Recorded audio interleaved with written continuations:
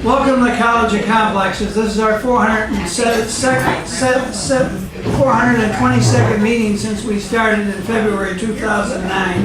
Yeah, it is. Actually, it started in Chicago in 1951 for the purpose of solving all the world's problems. They're still working at it. We put a different speaker on every week, a different subject. We require a speaker to take a position on an issue or express a point of view. They have to be for or against something. We don't care what it is. We give the speaker an hour to make a presentation. If anybody interrupts the speaker, we mind interrupt or listen only one fool at a time. Then we have questions and answers of the speaker from the audience, not speeches. Then we have remarks, rebuttals. Everyone in this audience that wants to gets 5 minutes at the podium here to respond to the speaker said for or against. Our speaker gets the last word, gets comment, the comment closes the meeting. That's how it works. But before we introduce our speaker, we have time for announcements. Anybody have any announcements they want to make? Well, Denise D'Souza has a good documentary out. That Come on up here. Oh, okay.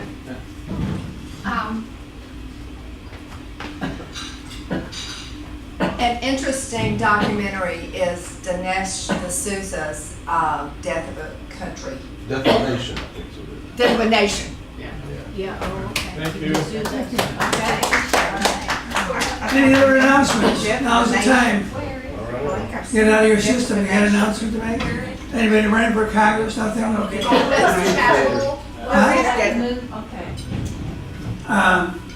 Next week, John Beasley is our speaker. He's going to talk about Make America Great Again. Fat chance. It should be a good, it's on the itinerary. I'm not going to read all this. August 18th, an election fraud by Republicans. That's Curtis Monroe. He'll be talking about that. That's on the itinerary also. And September 1st, our struggle must go beyond elections. That's Gene Lance. He's a UAW person, and he's the secretary of the Texas Alliance for Retired Americans. He's going to talk about that. It's interesting.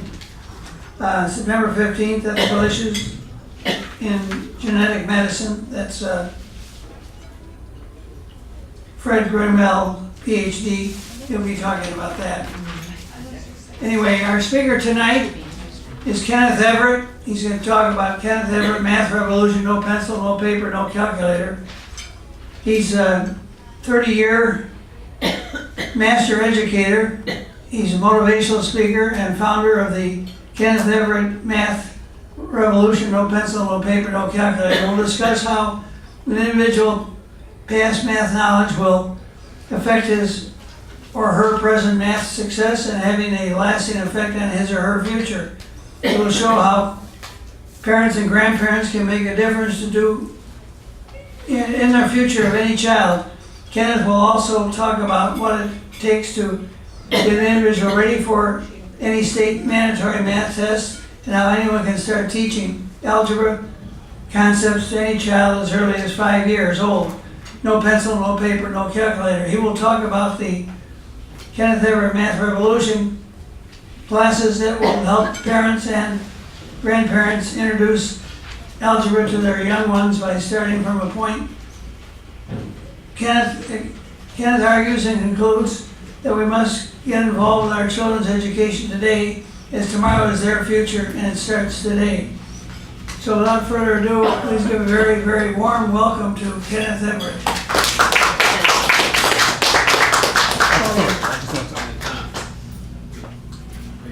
Well, you know, it's always, Huh? Yeah, that light down. You want this? You want light or you want this? you know, it's always a pleasure for me to get a chance to speak to people that want to see a change, want to see a difference of where we're going and the direction we're going. Just to kind of give you a little rundown about myself, I graduated from Richardson High School back in 1974. Then I graduated from East Texas State with a math degree back in 78. And I had a chance to work for each system if I wanted to. They wanted me to work a half a day, go to school half a day. And I had taken so many calculus classes and spending 5 to 6 hours on one problem. I'm like, I can't sit still anymore. I said, I can't do it. I said, I got to be moving around. I worked with my dad's company for some years, and then when I had a family, when my wife when I got married, I wanted to be the best father that I could possibly be, and I know that was going to mean spending some time with your kids. So I used my teaching certificate and I started teaching. And my first talk was at MAC Smith when he was at Nolan Esther Plaza. It was a shock over there because I saw one time when a security, oh yeah, I know what I'm talking about. I saw a security guard get thrown through the window. Yeah, so it was pretty tough. And from there, I went to W.H. Allenton High School. I taught about 11 years over there. And I had 3 students to get killed in the same 6 weeks in the same classroom. W.H. Allenton High School. Over no Adamson. Adamson. Adamson. Right. Yeah. That was when it was pretty bad, when they had Junior Homeboys, Vargos, Oak Cliff Mafia, just a whole lot of little gangs and the kids got into it. I always like to share the story about this one kid named Victor. He didn't handle his business that much in class, but he was respectful, you know, and that was the key to me, and I used to always talk to him. And so what happened one day is that he and a couple of friends were leaving a gang prevention at the school, and a couple of guys that he was walking with, they had did something to another little gang, and he knew nothing about it. And so they were walking out down East Jefferson, and so the other 2 guys recognized a car coming, and they broke and ran. They didn't even tell him. So when he turned around, he got shot in the chest with a sawed-off shotgun and fell into to one of the stores and died. So, you know, to say that it's always been a passion for me to make a difference in children's lives. And I had opportunity to work in North Dallas, but I chose to go south. And that was my choice because I knew that God had blessed me to make a difference with kids and stuff. So what I want to talk to tonight about is some of the things that God has blessed me to make a difference with. And I'm going to jump right into it because we've got to start getting our kids really prepared for where we're going with math. And I tell people the best thing that you can do is start introducing it to the kids as early as you can, because math is like a foreign language. You know, the more practice you get, the better you're going to get if you have the right instructor. that makes a big difference. So one of the things that I got a chance to do, what I do now is I take and I show parents how they can take kids that's 3, 4, 5 years old and start teaching them algebra concepts. And if I had my PowerPoints, because I really wish I had them, was able to show you, because I put hours and hours in my PowerPoints. Because when I was teaching, my philosophy was, if I can reach the slowest kid in class, I got them all. And then at the process of doing that, I had to think, because my degree is in math and psychology, okay? So I had to think to myself, what is that slowest kid? What is his question gonna be? What is keeping him from raising his hand up? Let me try to answer his question before he feels embarrassed and he's not gonna ask the question anyway. So that's how I build my PowerPoints. So the way I start off with my PowerPoint and introducing it to kids is that I start off with a point. How old do you have to be to see that it's just a dot? Okay, that's what would happen here, is that it would be a dot fly. Okay, because I know we have all these different learning styles. A lot of people learn visually; they can see it. Right. You know, and I give you a prime example so that you know what I'm talking about. When I was in high school, I used to take and write stuff down in the bathroom. Okay, and then I write stuff on the mirror, because guys are making cheat sheets, right? Well, I'm cheating in my brain, because I would take my brain back home in the bathroom where I got this roll on the paper and I could see it. So when it came time for me to take the test, I'm looking in the bathroom, I'm looking in the kitchen, because I got stuff written all over. You know, and so I understand that a lot of kids are visual. And so you got a point, because I'm going to show you what I'm talking about, how you can actually see what I'm talking about. You have a point, okay? Then all of a sudden, I got another dot come up, okay? Then I make a line. But my thing has always been, never miss an opportunity to introduce a kid to some knowledge that they may not know. So then when I do that line, I do the dots and I draw the line, then I say a line is made up of many points. So now all of a sudden the PowerPoint flies in all these points. And all these points lie on that line, okay? And then I turn around and I say, but it only takes 2 points, okay? Only two points to make a line. Now we're gonna take that line, and we're just gonna turn it up and down like this, okay? So now we're still visual. We're still making it visual for the kid. So now what happens is that I tell them that a line has an equation, and the equation is y equal to mx plus b. Now let me make it for the kids can actually remember it. Okay. So what I did with that PowerPoint, I got a bicycle. Okay, and it's a BMX bicycle. Okay. Now you got this BMX bicycle that's going up the hill. You know, and it's got a rider. That's why I wanted to do it, because I got this picture of this guy riding the BMX bicycle, and he's going up the hill. Then I got another picture of a BMX bicycle rider. He's going down the hill. And then I got one going horizontal. And then I tell them, I say, you got to understand is that I want you to know that it's your bicycle. So we got Y. We got the Y. Because if they know the alphabets, we okay. Okay, now if he's struggling with his alphabets, we got a problem. Okay, so now I got Y equals to BM. Okay, the BMX. So the only thing we're missing is the B, because we got the Y equals MX plus the bicycle, which is the B. So now the kid relates the slope of a line to a bicycle, which is Y equal to MX plus B. Now it's easy for him to recall the equation. Y is my bicycle, so it's yours. Y equals MX plus the B. Now at the same time, I'm having him where he knows that if he's riding up the hill, it's a positive slope. If he's riding down the hill, it's a negative slope. If he's riding horizontal, I say, okay, you got this horse and you just riding horizontal. You just riding along the horizon. It has a slope of 0. Now I go into some detail with because I tell the parents, we got to start interacting with our kids in the car.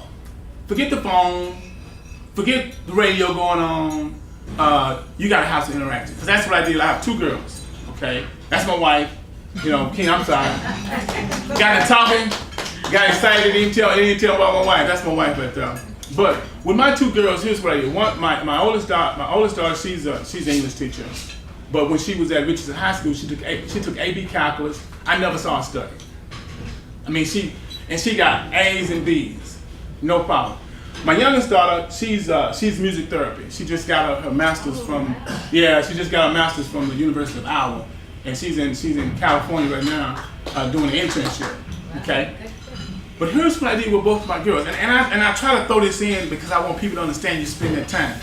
My daughters, we would ride home, and I don't know if y'all remember the jazz station at 107.5. Yes, yeah. Okay, hey, that's my station, right? That was my girl station. So my girls don't even like rap. Nothing against rap, but they grew up on jazz. But let me tell you why I did that. Because my daughters, my oldest daughter, we would make a song up all the way home. Okay? Because the thing that I wanted to happen is that says, I want to know if your song is going to be one of some type of sadness or if something going on, because I'm saying I got to figure out what's going on without asking you, because you may not want to tell me. Okay? And then on the way home, you could only switch that song only one time. So that means she had to pour out what was going on right off the bat. And so I'm checking out what's going on. And I did the same thing with my youngest daughter. And then what I would do is we ride down the street, and I said, okay, because I went through what I'm telling you, I went through that anyway. So I'm saying, okay, look out the window and give me something that has the equation of a line. It got real crazy because she would never stop. Oh, the yellow line in the road. The telephone pole.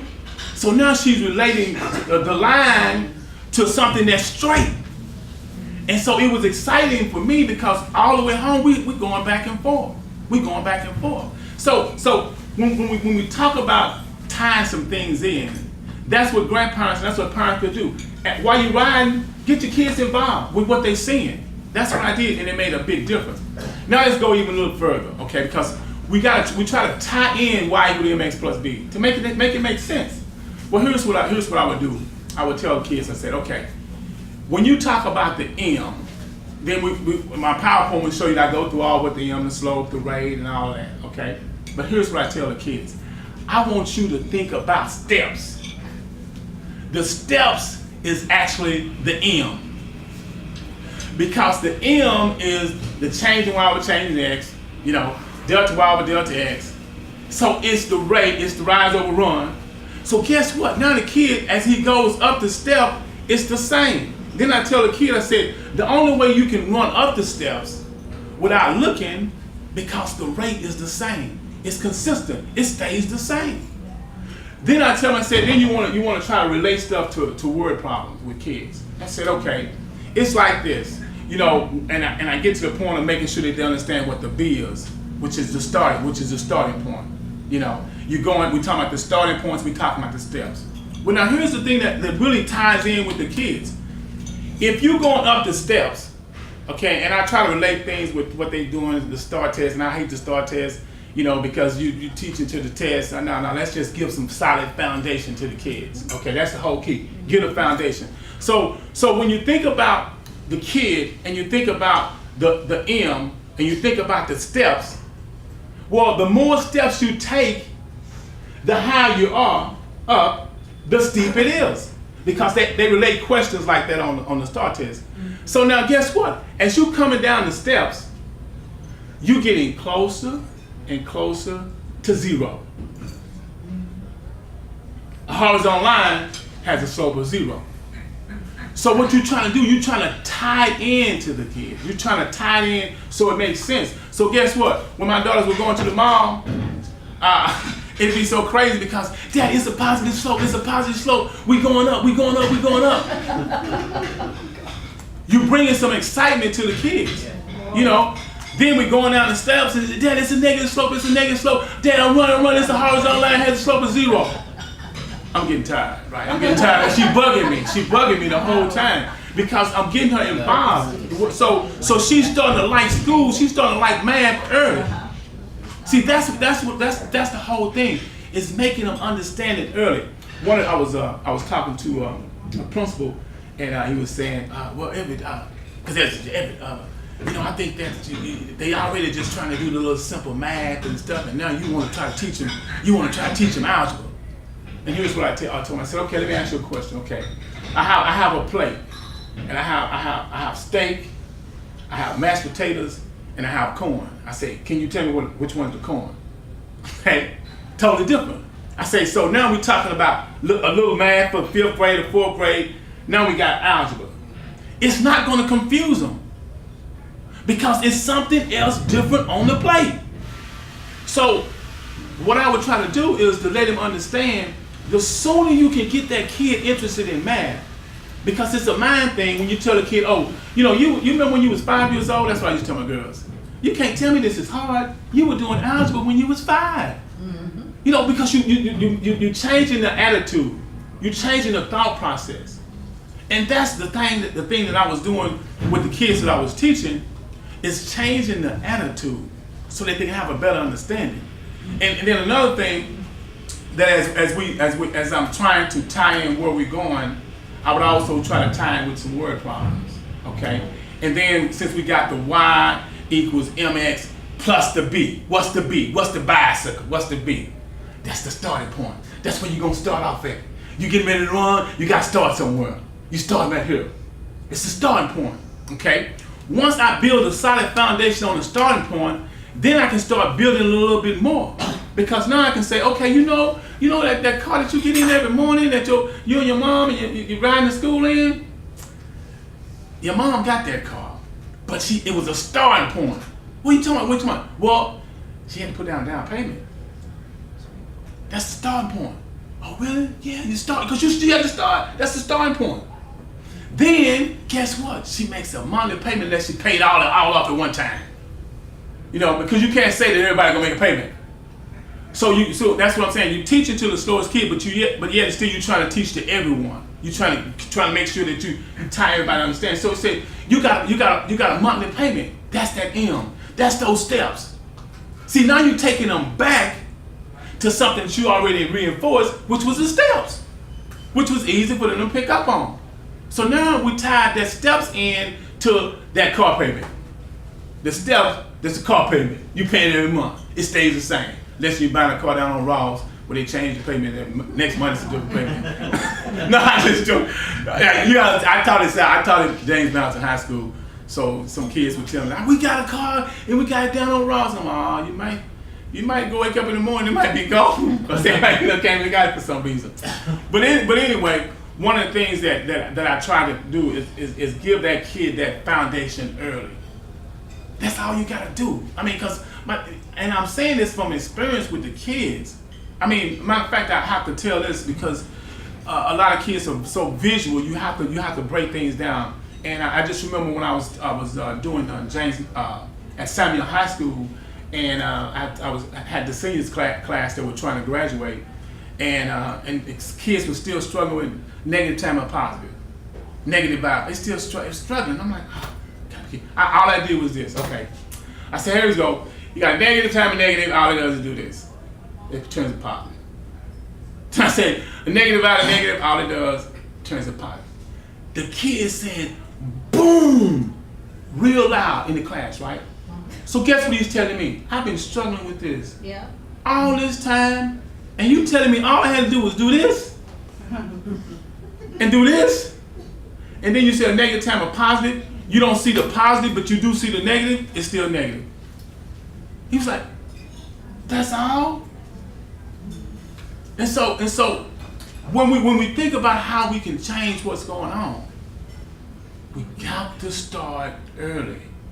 One of the reasons why I was so frustrated with the school system was I'm looking at the fact that as being teaching math for so long, you know certain concepts that kids are going to struggle with at the end of the year. So I'm saying, okay, what we need to do is, for me, I'm saying, let me gradually introduce some of these concepts at the beginning of the year, so when I get to the end of the year, I have all my kids on task, but right where they need to be at, you know. No. We got the curriculum, we got the DOLs, you gotta be on time, you need to put it up on the wall, we need to walk in, we need to see what's going on. And I'm saying, I got 28 kids, I got all these different personalities, I got all these learning problems that kids going on.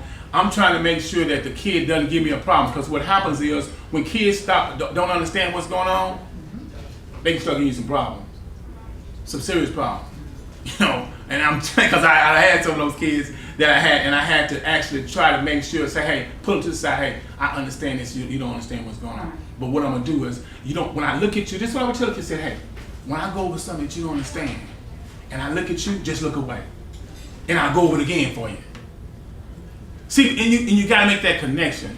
And that's what my program is about. The Kenneth Everett Math Revolution is introducing all these concepts, because I take and I show, like I said, I don't have a PowerPoint. I can show you some things that I do. I did Region 10. I did a math workshop for Region 10, and I show how to find the slope of a line given 2 points with no pencil, no paper.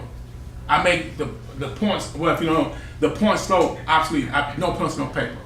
And I'm just going to I'm going to demonstrate what I'm talking about so it makes sense. Okay. Here's the deal, and that's why I can teach it to like 4 and 5 year olds. You take a number line and you turn it vertical. So you got the 0 right here, okay? And if you count up, it's positive, and if you go down, it's negative. No matter where you're at. If you're up here at the positive and you go down, it's negative. If you're at a negative and you go down, it's negative. But if you're at a negative and you go up, it's positive. Okay? So we had 2 points, and we know that the equation is it's y sub 2 minus y sub 1 over x sub 2 minus x sub 1. Okay? Then they got to plug in. Now the kids start messing up because they got a minus here and a negative there, so they're getting thrown out. Here's all they have to do, and is that because it's the y, and I'm gonna give you some numbers, okay? And I'm not gonna give you the x and y. I'm just gonna give you what the y is for 1 point and the y for the point.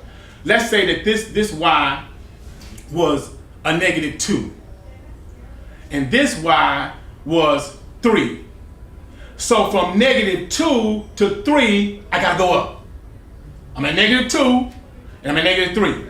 So I gotta go up. So if the kid is struggling, he's got the number line. But if I'm going from negative 2 to 3, from negative 2 to 0, I went up 2. And from 0 to 3, I went up 3, so I had to go up a total of 5.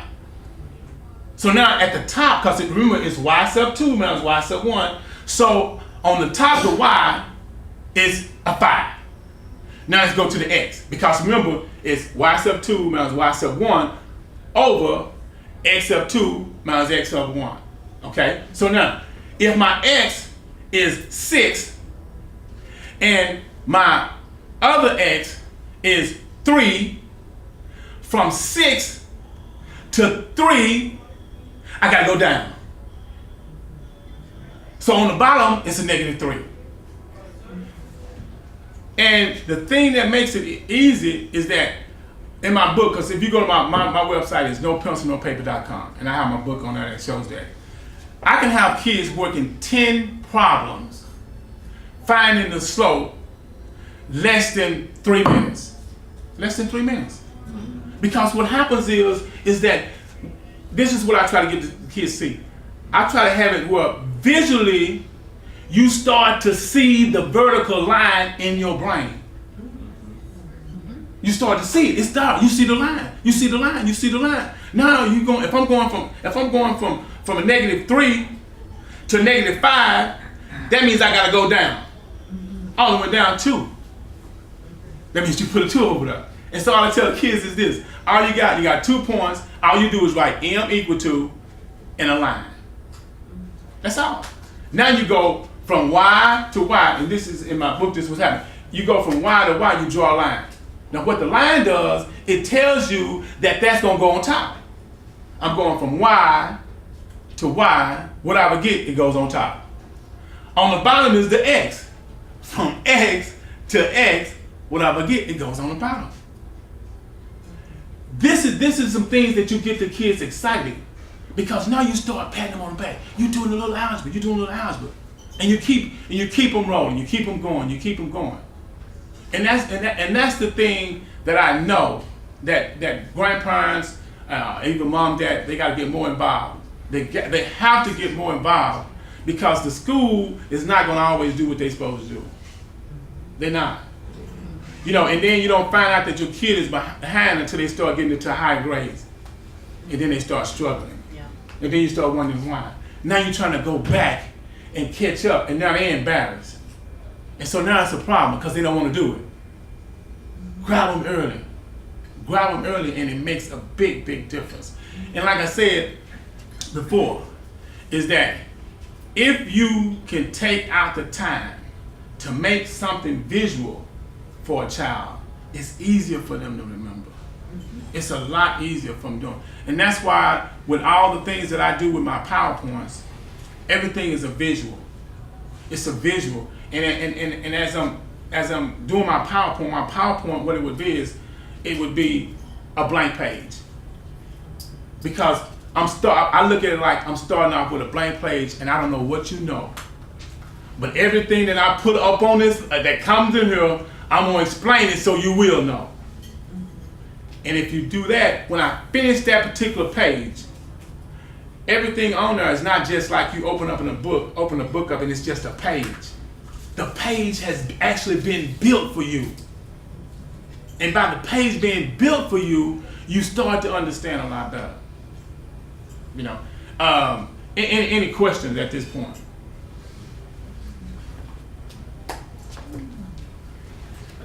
How advanced do your kids get? Oh, I have kids right now. I do SAT and ACT, and I help kids with that. But here's why I went down to such a lower level, because I taught algebra for so many years, and I had one kid that convinced me to teach geometry. Okay, and the reason why I wasn't want to teach geometry, I said I got to give kids a solid foundation. So I taught geometry, right? So here's what happens. I'm getting all these other algebra kids that I didn't teach. So now I'm finding myself trying to teach geometry and algebra for the same class. I'm saying, forget this. So hard. I'm not ever teaching any more classes higher than algebra. I got messed up like that. Yeah. Yeah, and so I said, I'm just gonna do algebra. So then I started thinking, I said, I can take this down even lower for kids. And that's why now my goal now is to actually take where I wish everybody here was like 4 or 5 years old. No, seriously. No, seriously. Seriously, I wish they was all 4 or 5. I wish she was out 4 or 5 because I've done it before. I got a little girl now that homeschool. She's 10. I could bring her up here and she could be doing some explaining Yeah. because the foundation is laid. Yeah. You know, I used to travel when I was working for Dallas Can. I used to travel from Houston to San Antonio. I go in the morning. I was going to Houston. The next day I'm in Austin, and so I was going to all the Can schools. It's the same problem everywhere. With adults. Yeah, it's the same problem. I would go there, and the kid was like, I'm saying, where's the foundation? But once they get that foundation, how advanced those kids get? Oh, they go further. They go.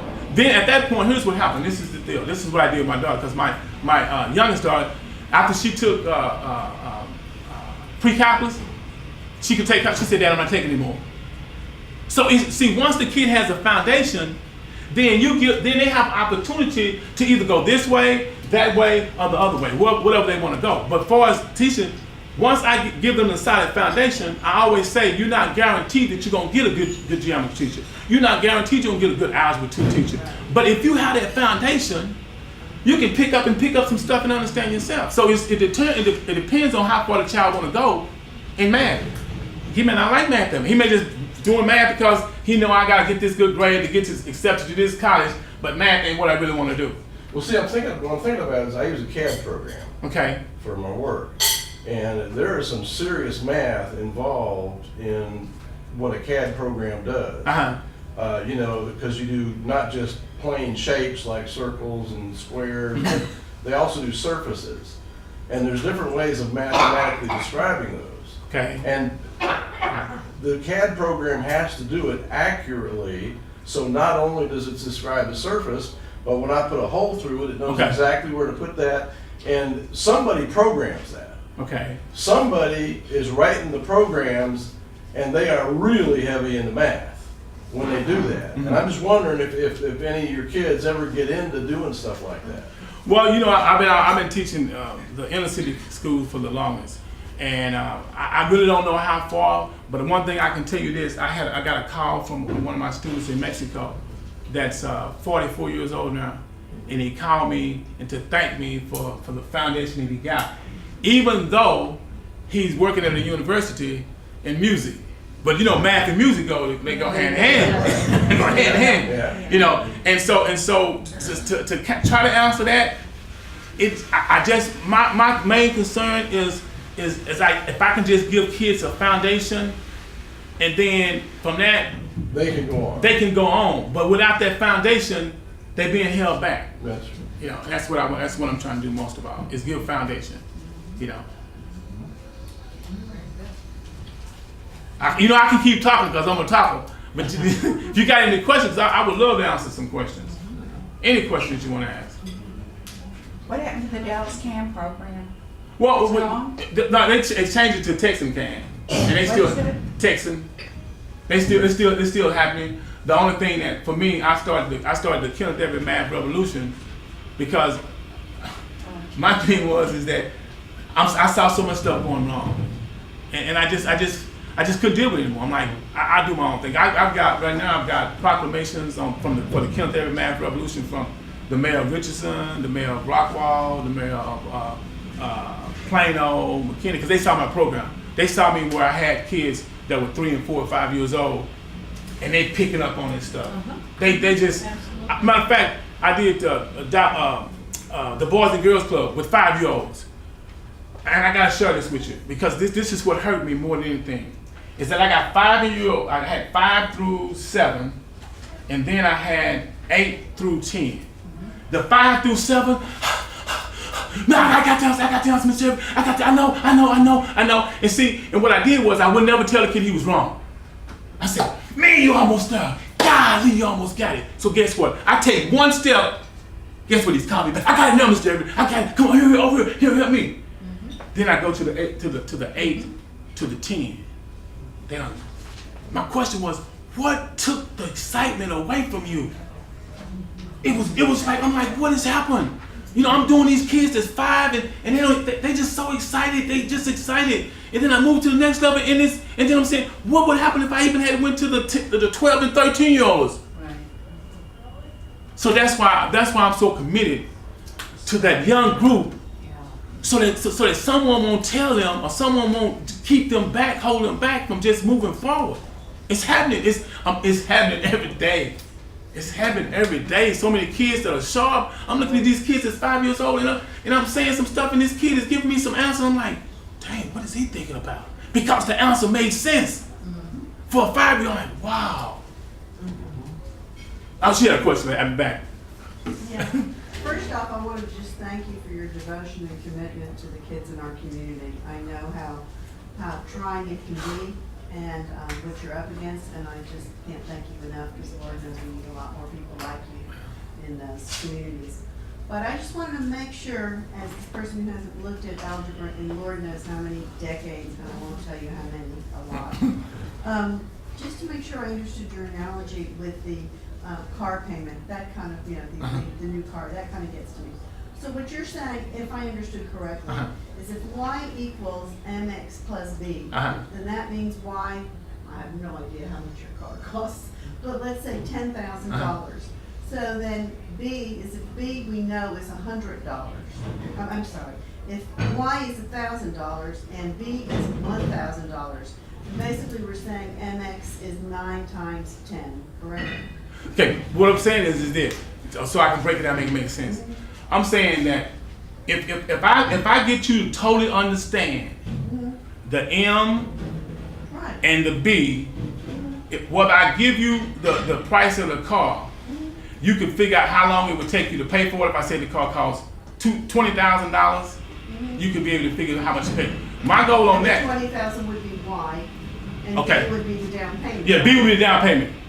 Okay, and so I relate it to the steps, because I've already told the kid that the M is the rate, and the only way you understand it as being a rate because you can run up the stairs with your eyes closed because you know that it's gonna be the same. You can run down the stairs because you know it's gonna be the same. Well, that's the same thing when I talk to the kids about the payment of the car. Is that it's gonna be the same. Listen, and that's why I throw in the deal, because then I was teaching the kids they knew about Ross in the car deal. So and then now all of a sudden, so the parent can start asking the kids, say, okay, you want me to buy this bicycle? Then you can do little things with them. Okay, here's what this bicycle costs. Or here's what this costs. Here's what I'm gonna do. It costs this much. I'm gonna give you $100. You need to tell me how long it's gonna take for us to pay for that. You see, it's little things that you can start doing with kids to make them excited about what's doing it. If you can figure this out, I give you promise. My little girl, I used to say stuff like, if you can figure this out, we're going to Dairy Queen. So she's sitting in the back trying to figure something out. And so all I want parents to understand is that we got to get our kids more excited about math. We got to get them back. The only way it's going to happen, you got to start when they're young. Because some teacher going to make a kid where he don't like math or she don't like math.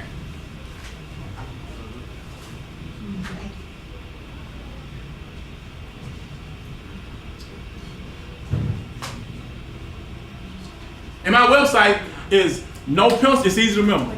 Think about doing math with no pencil or no paper. No pencil, no paper.com.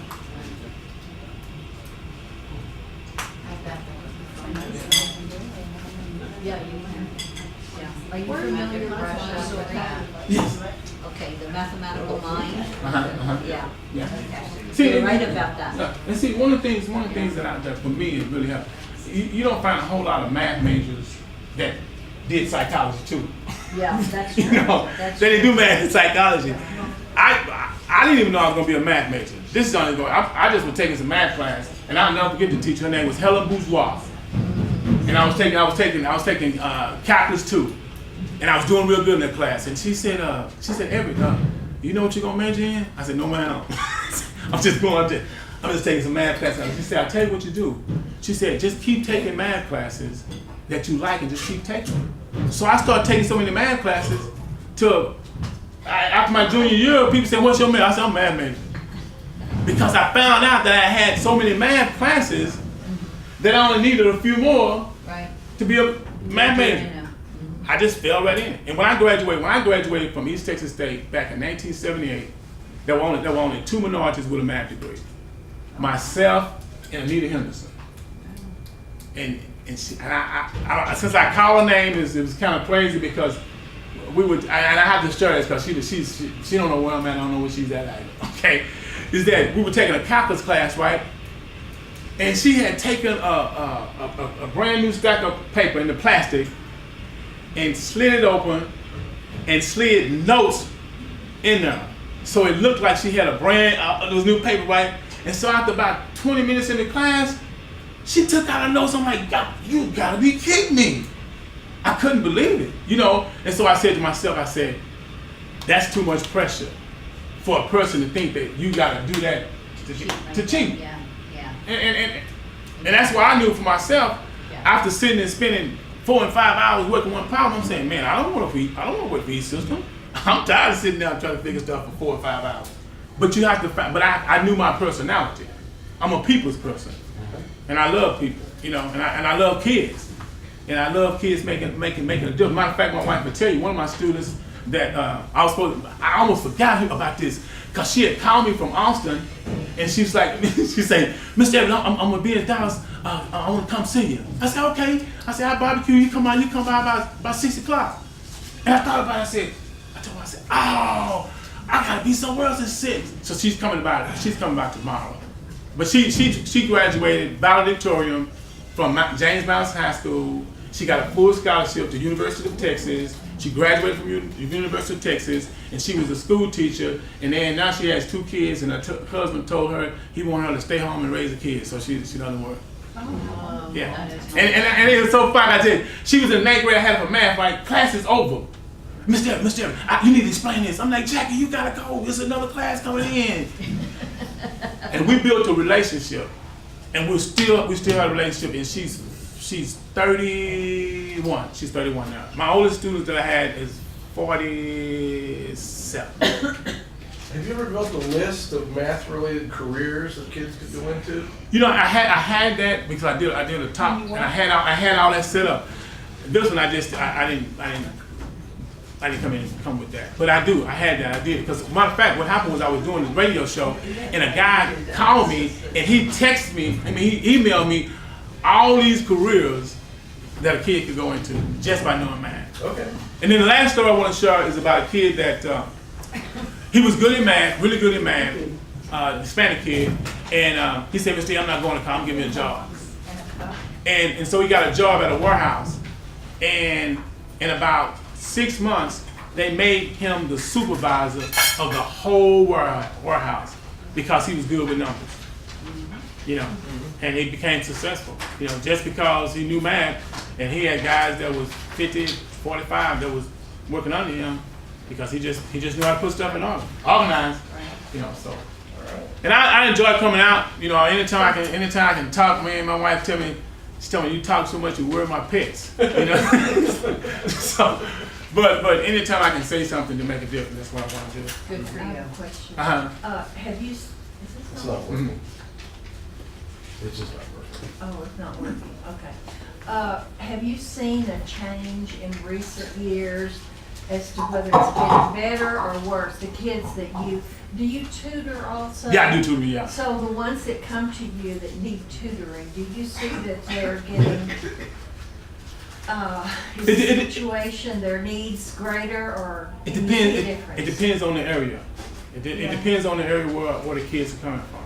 You know, tutoring, because a lot of kids are just kind of pushed on, and they get further and further behind, and it's really sad because those are the kids that end up usually getting in trouble because they start giving the teachers problem because they want to get out of the classroom because they don't want to be made fun of, you know, and so. And that's the thing that I think more than anything, and people may disagree with me, but I think some kids need to be held back. I agree.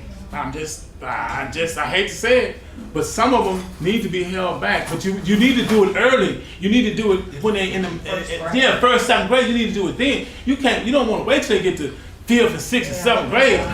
You finna have some problems. So what do you teach, Addison? I don't teach anymore. I do a lot of workshops. Okay, but you were at. Yeah, I did W.H. Alton High School. I was there from 89 to about 90 something, and then I did Madison. Did that for about 6 years, And then my principal went over to Texarkana as a superintendent, and so he took me over to me there as a math specialist, and I did that for a year. And after I started going to San Antonio, Houston, Austin, I'm saying it's the same everywhere. I got to do it. I got to do it the way I want to do it. And the only way I was going to do that was to branch out on my own, and that's what I did. And so now I can talk about what I want to talk about, and I can share what I want to share without somebody saying, "Oh, Everett, you can't be saying that about the system. You can't be saying it." No. So I just got tired of my voice being just like pressed down, because teachers now they want to say something, but it's hard. It's hard. It's hard for them. I feel sorry for them. My wife teaches. She's a bad teacher, and It's hard. I think fifth grade, man. fifth grade, and it's so far behind. Kids are so far behind. But You're an amazing example and a good role model for children, and I like everything you said, but you sort of indicated something that took me negative. When you're telling us that lovely story of that young valedictorian from Austin that's coming to your house, she's 30-something years old, she was a star scholar, and her husband wants her to stay home and take care of the children. You sort of said that in a negative way, like that was something negative. The most important role a male or a female can have today is to raise children, to make them productive people in our society. Well, if you think that, I apologize, because guess what? My daughter, her husband wanted her to stop working. My mom, because my mom never worked. I'm talking about my mom raised 7 kids, and all my brothers have never got in trouble. And I tell people to this day, the reason why was because my mom was there when you did something wrong. It wasn't like that evening. It was like right then. I didn't, and I guess it touched me because I wouldn't be the person that I am right now if my mom hadn't stayed home. She did work. She stayed at home. I believe that, because I know with 6 boys coming up in that area with drugs and crack and all that. That's the most important job. That's it. I agree with you. I totally agree with you. I just sort of inferred that was, you told that in a negative way. I'm sorry if I did. Wait a minute. And this is a woman. My mama stayed up. My mama stayed on with us. Yeah, this is a woman who obviously is going to be a great parent. Yeah, and I tell her that all the time. Matter of fact, not only do I tell her, I tell her husband. I say, man, I just want to commend you. And then I tell him about my mom staying home. I say, I commend you for letting your wife stay home. I say, man, because I wouldn't be who I am if my mom wasn't there. We were there. My mom stayed home too. Yeah, it made a difference. And I know some more kids that mom was working at TI, and they just got on. I tell you about a kid that was my best friend. He got on drugs, and his dad used to always tell him, "You need to be like, talk about me." but he didn't understand. His dad didn't understand. The only way I was with mom, because my mom didn't work. She stayed home. She was there telling us all the time, "Hey, Junior, no, that's wrong. That's wrong." And like I said, I'm so glad that my son-in-law, my daughter doesn't have any kids yet, but he told us, hey, when we have kids, you're gonna be able to stay home. And I think that's a plus. And thank you for bringing that, because I get a chance to talk about my mama. Well, I think I was just going to ask you about Richardson High School. Are you in Dr. Robert Jefferson's class? Robert Jefferson. The preacher at Downtown Baptist, because I think he graduated in 74. I'm just trying to But think. I've seen your face around the Eagles Nest someplace. I'm What? also I started there, yeah. But anyway, just wanted to throw that out. Well, you know what? Because when I graduated, I played basketball. 74, and I played basketball. That's when my preachers graduated. Wow, I'm probably sure. Matter of fact, my brother was there at Richardson. He was athletic director at Richardson High School. And I tell people today, for me, going to Richardson was a blessing. It really was. It was a real blessing, because that was the time when integration came about and we got bused to Richardson and stuff. But my mom, I tell people, this is what my mom told our brothers. She said, treat people like you want to be treated. And when people don't treat you right, just get away from them. That's what she told us. She didn't talk white, she didn't talk black, she didn't talk no negative, she didn't say this, you're gonna expect this, you're gonna expect this. She didn't. So now, because I don't have negative stuff coming at me, I go in with a different attitude. I'm going in with a positive attitude. And when a person is not right, I don't see the color. I see this person ain't right. I gotta get away from him. I'm serious. Even some of the guys some of my friends, I gotta show you this because this is a plus. I'm gonna tell you how the impact my mom told us. She said, the people that you run with can get you in trouble. She said you gotta be careful. So when I was still in Hamilton Park, which was an all black school, okay, so the 7th and the 8th grade, in the 9th grade would go play basketball, and so the 7th and 8th graders would end up going to the 7-Eleven store, and then you'd have like about 23 kids, black kids, going to the store at the same time. Guess what I'm doing? I'm standing outside the store, waiting to everybody. Whom I'm gonna steal, they go in there and steal. And I'm sitting here, when they come out, I'm going in. Because I said to myself, he's gonna remember that one kid that came in and paid for his stuff. If my mom hadn't been bringing us up right, I would have been right in there. You know, and so that's why I'm so thankful for my mom, and then I'm thankful for my dad because he let my mom stay home. That's right. You know, a lot of people talk about their mama, my mama. But what about the dad that's taking care of 7 kids? Yeah. That's working every day, that's buying the groceries. You know, I'm eating 12 biscuits in the morning by myself. You know, and he's feeding us. That's right. And so I always, when I mention my mom, I gotta talk about my dad because I know these men, they know what I'm talking about. Dad don't get talked about all that, you know, every now and then, you know. But I think that it's important that as a family, they get acknowledged. And my daughters, I have a super relationship with my daughters. And the reason why I have that relationship is because I'm a religious, I love the Lord. And I told my daughters, I said, if you don't do anything else for me, just make sure that my children have their own personal relationship with you. I said, if they have their relationship with you, I'm okay. Because I know they're gonna be okay. Right. Because when trouble comes, they know where to go. You know? And it's paid off. It's paid off. We're lucky to have a dad at home. Yeah. There's a lot of kids at home. Oh man. I had one of my kids at Madison High School. He said, Coach, he ran track. He said he had to go out every night and look for his mom because his mom was on crack. I'm sure. I said, how can you make 9th grade? Every day, every night, he got to leave out and go look for his mom. And his dad wasn't around. No, he's not dad. His dad wasn't around. I don't know if he was locked up or what. But he had to go look for his mom. Was Mr. Ward? Oh, you know Mr. Ward? He and his brother are both good people. Do you know Ada Hansford? Oh, but then she's in my church. She's my friend. She has a very distinguished She's voice. a strong Christian lady. Yes, she has a distinguished voice. Well, she's also an artist. Hey, okay, do you see her a lot? I haven't seen her since 2000.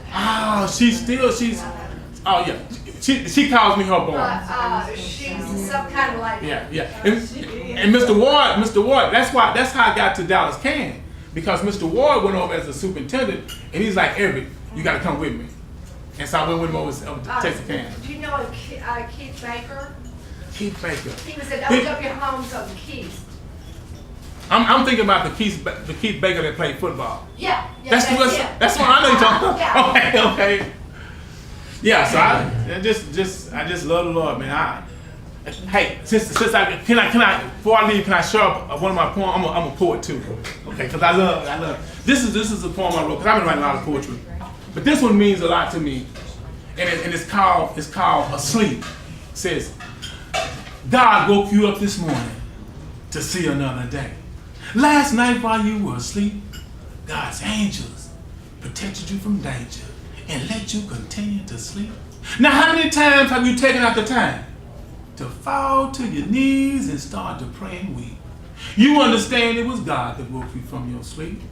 Now, death does not care if you are rich or poor, for death can come to you like a thief in the night, steal your breath and seal your mouth tight.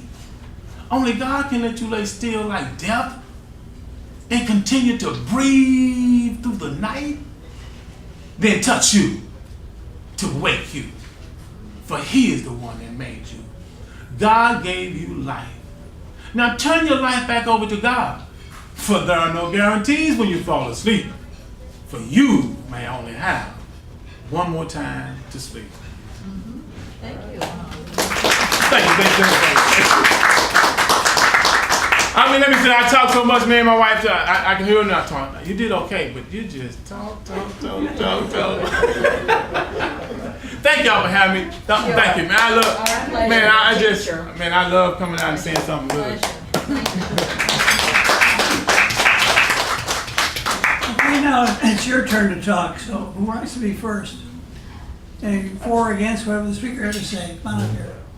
You have 5 minutes.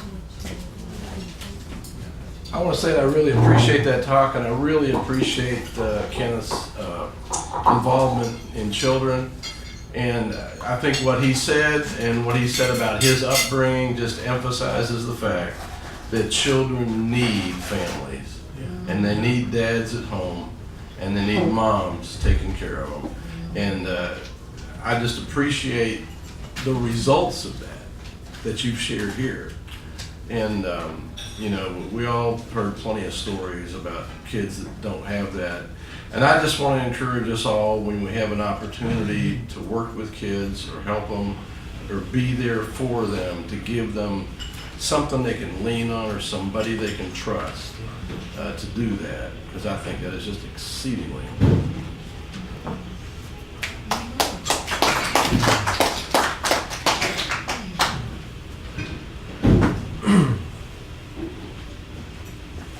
Well, of course, I missed most of the talk there. I had to go check on my car over at O'Reilly's, and cylinder 2 is missing. So picked up some new spark plugs. Anyway, that's a mathematical problem. It's 1 out of 6. Number 2 there, very hard to reach. I'm going to have to do some careful calculation and find out if I'd rather have the shop repair that, or whether I got to go dig back behind the windshield wipers and all that to get to it. So.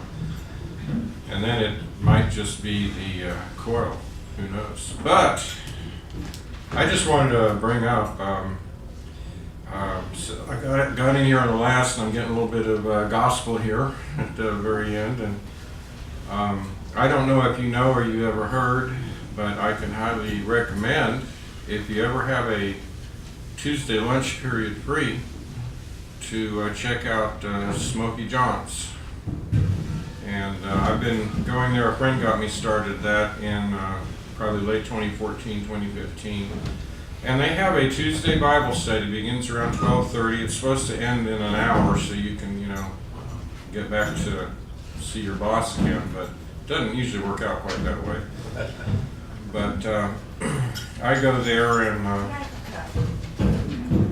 they had a fire, and the main location there in Mockingbird is closed temporarily. They're getting it fixed back up, so we meet for worship and Bible study over at the A-Loft, which is just down the street on Mockingbird there. If you get to Dallas Love Field, you've gone too far. But Smoky John's, I mean, you know, there's some of the people who come there, they call it the Holy Spirit Hospital. Very powerful group. I mean, we pray for everybody, and so we have, you know, we open up with a prayer. We have a Bible reading. Then we do some gospel music for a while, and then we usually have somebody tell us where we're missing it. That's called a sermon. And then we get together and end with prayer. So it's a fantastic group, and it's as multiracial as you can get. I mean, I think I've been the only white guy there a few times, but you know, I'm really not paying attention. Yeah, that's good. Because it's real. So anyway, thank you. What did you say it's every Tuesday at 12:30? It's every Tuesday, 12:30. And it's at the loft right now? It's at this, it says A-Loft on the building. I've seen it. You've seen it, yeah. And you're welcome, Beverly. And there's some good music. Oh, I love it. We have some good singers, and then I scratch around on the fiddle a little bit too. So. I think I like it. I love Bible study. Anybody else come on up here?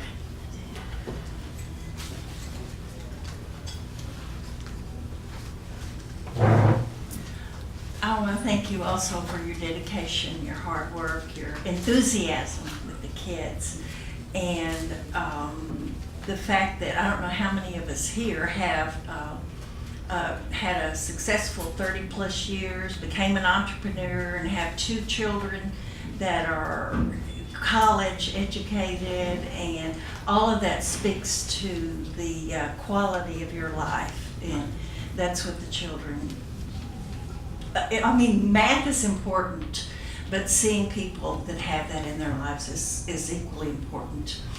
Some things came to mind while you were talking. I'm a former teacher also, and a science teacher, and in 1974, when I was getting ready to get my degree, my first degree, I was taking, as part of the teacher training, psychology courses. And in the textbook, in one of their science textbooks, they had some very elementary stuff pertaining to psychology in 5th grade.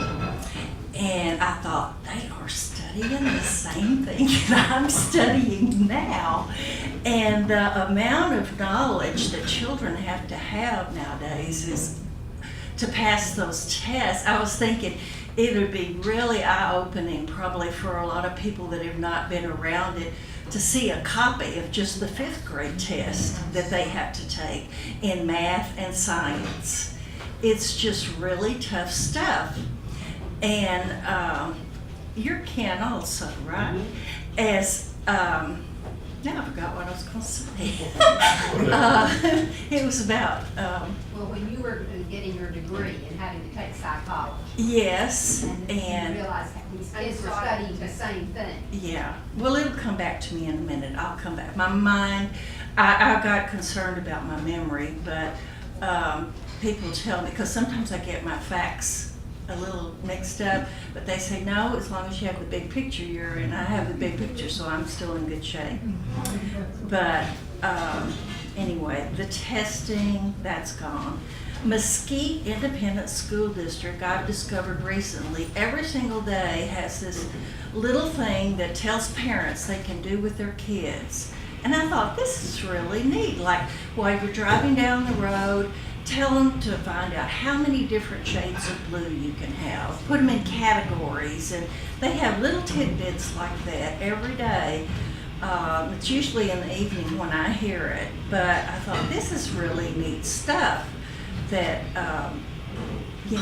that parents could use. So I guess that's all I have to say for right now. It'll come back to me. Oh no. The emphasis on getting to kids early, and they've done away, I believe I've got this correct, they've done away with preschool requirement in Texas school system. Am I not correct on that? That was, they decided to let that go? They're discussing, the legislatures are discussing it. They either have or they have in mind to eliminate pre-kinder. And that would be tragic. Now I know what it was. The emphasis on family and having people at home. Keep in mind that, I don't know what the percentage is, but it's enormous of children that do not have people at home. And some of them are raising themselves, raising their brothers and sisters. And they have so many needs when they come to school. And to cut funding for education, we've moved up to number 40 from 49, I believe, in education in Texas. But I heard someone speak recently, and he said when a few years back, when the Texas legislature cut $7 or $8 billion in education, I was affected at that time too. my job was affected. But when they did that, it was said because there was a deficit. He said there is no deficit in Texas. We are one of the wealthiest states there is. And what they did was redirect funds. There were loopholes given to corporations. And that's where the money went. It went there instead of children. These children have enormous needs. And cut is all our legislature is doing. So we need to speak up for education and educators. I can see Miller off the school board.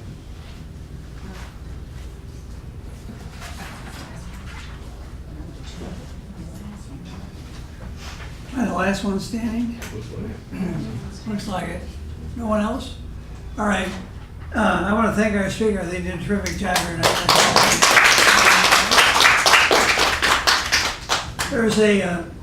There's a big thing about our children. Our society is, we're working longer hours. We got both parents working. Our kids are not getting raised like they should in many cases. And we got to go back to what we did before in some respects. If we look at society, what has happened in this world, machines replace people. Machines don't pay taxes. People pay taxes. And we've automated ourselves out of existence in some respects. Corporations have left the country to go where labor costs are cheaper. As a result, we've lost jobs here, and they're selling back to us again. And it's a vicious cycle. And we're running around in circles looking for solutions. Well, in my view, you got to look at history and some of the things we can do. To me, I've been arguing for a shorter workday for over 35 years. And to me, I would say that perhaps, if you look at how the 8-hour day came to be, it used to be a 10-hour day, it used to be a 60-hour work week.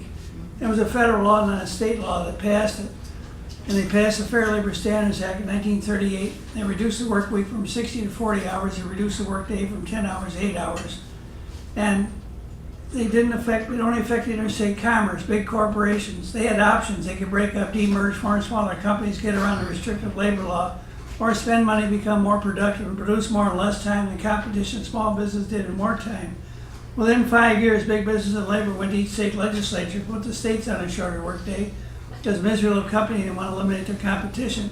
That's how we got the 8-hour day and the 5-day work week, and that's how the rest of the world followed.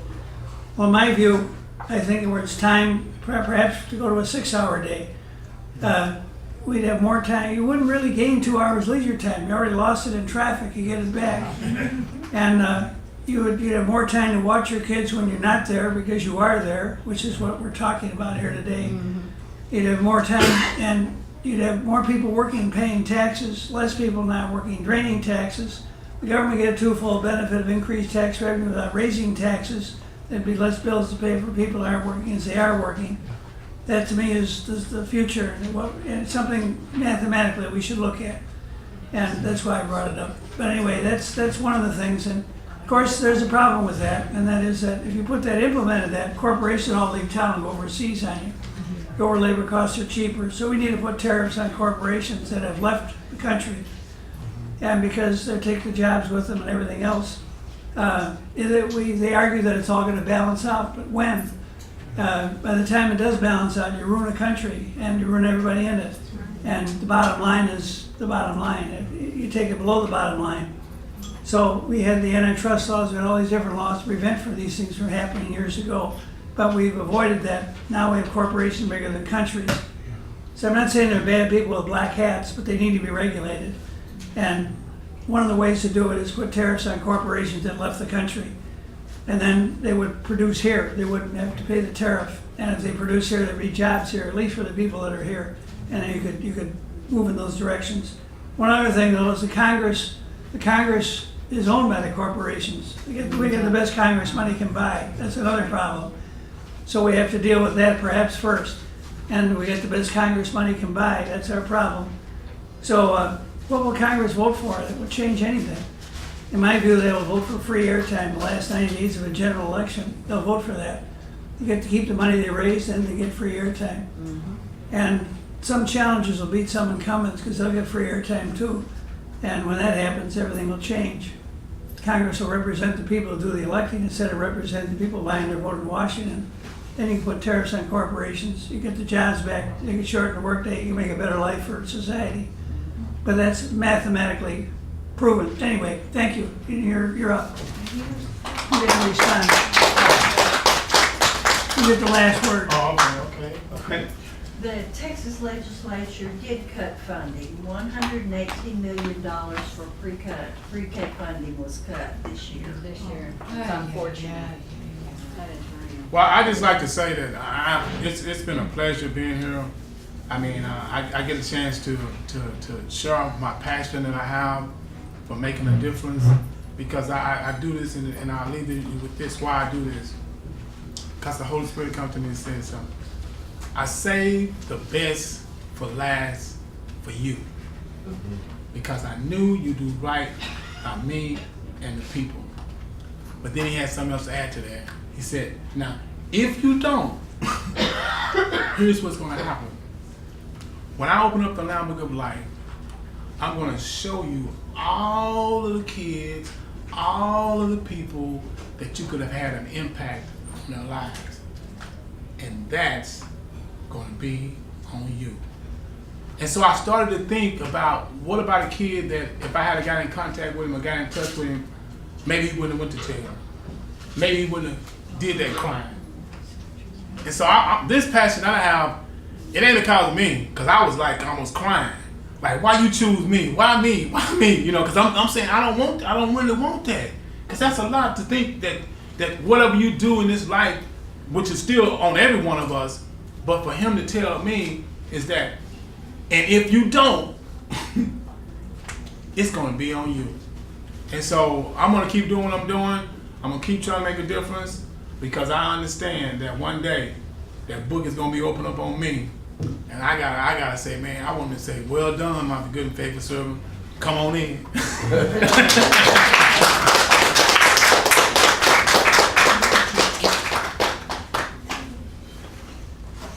Well, that's it for tonight. Our formal meeting is over. They kick us out here at 10:30, just so you know. Our speaker's welcome to stick around and talk to everybody. And see you all next week. All right, sounds good.